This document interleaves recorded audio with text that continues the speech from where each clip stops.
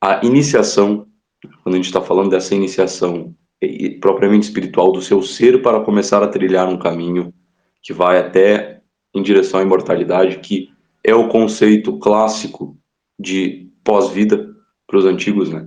Então, na antiguidade mesmo, né? Tradição mesmo, é isso que a gente tem, é você se preservar, porque depois da morte, as coisas tendem a se dissolver.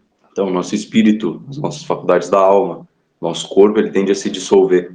Então, a gente vai tentar unir isso. Aí, daí, cada tradição vai dar uma técnica, formas para fazer isso. Então, os indígenas vão ter uma, os indo-europeus vão ter outra, e por aí vai. Né? Então, não tinha moralismo. Tá?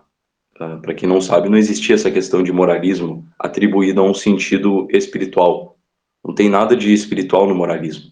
O moralismo é basicamente para uma estrutura civilizacional básica para você conseguir viver ali. E quando a gente está falando disso, a gente está falando de uma estrutura de poucas pessoas, uma estrutura ali de pessoas iguais também. Então a moralidade era para a família, para os amigos, né? E não para todo o planeta. Não tinha esse globalismo religioso, vamos dizer assim, né?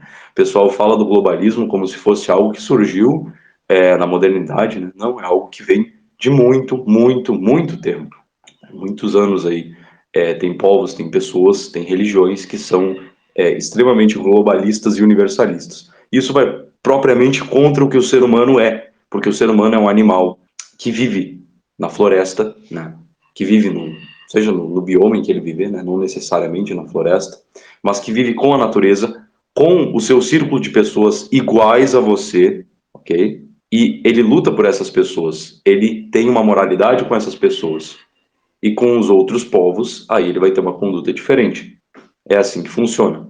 Então, nesse sentido, o ser humano ele é iniciado pela natureza, entendeu? Por isso que a gente vai catar lá a história de Hércules, ele é iniciado por Hera, né? Daí ele tem o nome Heracles, aquele que honra Hera, né? Tem uma homenagem aí a Hera no nome dele. Pô, mas Hera não foi quem matou a família dele? Sim, foi quem fez a família dele morrer, né?